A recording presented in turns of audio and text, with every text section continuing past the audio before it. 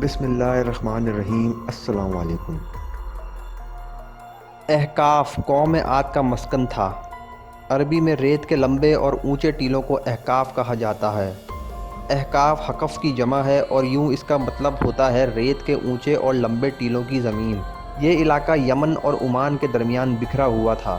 قوم عاد یہاں 8,500 سال قبل آباد تھی۔ اللہ تعالیٰ نے انہیں سرسبز کھیتیاں بھی دے رکھی تھیں، جانور بھی، پانی بھی اور وافر خوراک بھی۔ نعمتوں کی اس فراوانی نے انہیں بھٹکا دیا، وہ اللہ کے باغی ہو گئے۔ ہدایت کے لیے حضرت ہود کو بھجوایا گیا، وہ انہیں تبلیغ کرنے لگے، لیکن عاد ان کا مذاق اڑانے لگے، وہ شرک سے پیچھے ہٹنے کے لیے راضی نہ ہوئے۔ شداد اس قوم کا بادشاہ تھا۔ یہ 2 بھائی تھے، شدید اور شداد۔ شدید پہلے بادشاہ بنا، وہ فوت ہوا تو شداد نے اقتدار سنبھال لیا۔ وہ ایک وسیع سلطنت کا حکمران تھا۔ حکومت یمن سے عراق اور بعض روایات کے مطابق ایران تک پھیلی تھی۔ حضرت ہود نے اسے بھی سمجھانے کی کوشش کی، لیکن اس کا دل بھی بند تھا۔ دونوں کے درمیان مقابلہ ہوا۔ شداد نے حضرت ہود سے پوچھا، میں اگر ایمان لے آؤں تو مجھے کیا فائدہ ہوگا؟ حضرت ہود نے فرمایا، تم پر جنت حلال ہو جائے گی۔ شداد نے پوچھا، جنت کیا ہے؟ حضرت ہود نے اسے جنت کا نقشہ بتایا۔ شداد نے دعویٰ کر دیا، یہ کیا بڑی بات ہے، میں بھی ایسی جنت بنا سکتا ہوں۔ حضرت ہود نے اسے اس کفر اور اس شرک سے روکنے کی کوشش کی، لیکن وہ باز نہ آیا۔ اس نے سلطنت کے تمام بڑے معمار اکٹھے کیے اور احقاف میں ارم کے مقام پر 20 کوس لمبی اور چوڑی جنت بنوانا شروع کر دی۔ جنت میں سونے اور چاندی کی اینٹیں بھی لگائی گئیں اور جواہرات بھی لٹکائے گئے۔ اس نے شہد، دودھ اور پانی کی نہریں بھی رواں کر دی اور دنیا جہاں کے درخت، پودے اور پھول بھی لگوا دیے۔ قوم عاد بلند ستونوں پر محلات بنانے کے ماہر تھی۔ شداد کی ارم جنت میں یہ فن عروج پر تھا۔ ریت کے ٹیلوں کے درمیان بلند ستون تھے اور ان ستونوں پر سونے اور چاندی کی عمارتیں کھڑی تھیں۔ شداد نے فیصلہ کیا تھا وہ جنت کی تکمیل کے بعد اس میں قدم رکھے گا۔ معماروں نے جب اسے جنت کی تکمیل کی اطلاع دی تو وہ تیار ہوا، اپنی فوج لی اور جنت کی انسپیکشن کے لیے نکل کھڑا ہوا۔ وہ جنت کے دروازے پر پہنچا، گھوڑے سے نیچے اترنے لگا۔ ابھی اس کا ایک پاؤں زمین اور دوسرے گھوڑے کی رکاب پر تھا کہ ملک الموت آ گیا۔ شداد نے اس سے صرف جنت میں قدم رکھنے کی مہلت مانگی، لیکن فرشتے کا جواب تھا، اللہ تعالیٰ کا حکم ہے میں تمہیں تمہاری جنت میں قدم نہ رکھنے دوں۔ وہ بہت گڑ گڑایا، لیکن ملک الموت نے اس کی جان قبض کر لی۔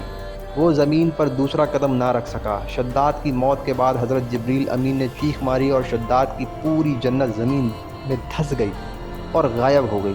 شداد کا انجام قوم عاد کے لیے کافی تھا، لیکن جب انسان کی عقل غرور کا پردہ پڑتا ہے تو شداد ہو یا شدید، اسے کسی کا انجام دکھائی نہیں دیتا۔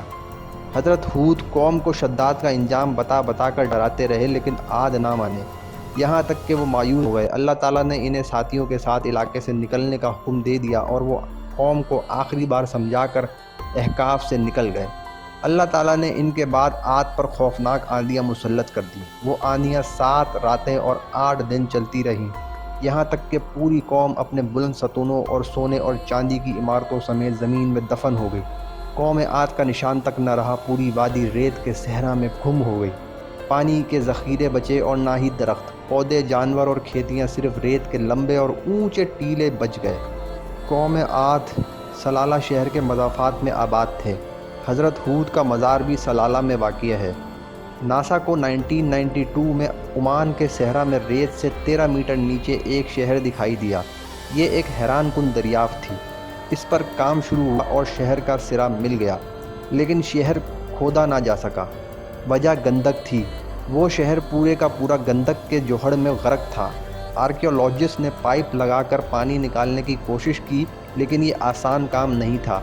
چنانچہ یہ لوگ 26 سال گزرنے کے باوجود ریت میں گم شہر کی صرف ایک چٹان کھود سکے، اور یہ چٹان شداد کی جنت کا سرا تھی۔ یہ علاقہ ماضی میں یمن کا حصہ ہوتا تھا۔ تاریخ کی کتابوں میں اس کا نام خضر الموت ہے۔ علماء اور آرکیولوجسٹ صدیوں سے اس کی تلاش میں تھے۔ قرآن میں اللہ تعالیٰ نے سورہ ہود، القمر، النمل، الشمس پر بنی اسرائیل میں قوم عاد اور قوم سمود کا ذکر فرمایا۔ یہ علاقہ 1843 میں سب سے پہلے ایک جرمن فوجی نے دریافت کیا تھا۔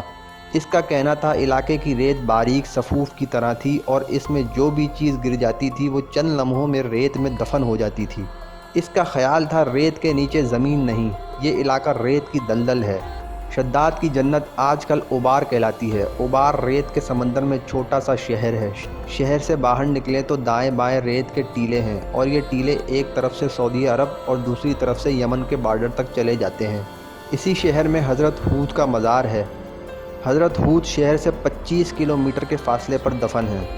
हज़रत हूद का एक मज़ार यमन में बरहूद के मकाम पर भी मौजूद है। हज़रत अली ने इस मज़ार की निशानी बताई थी। वो सुर्ख टीले पर वाक़ई है और हज़रत हूद के सिरहाने झाड़ का दरख्त है।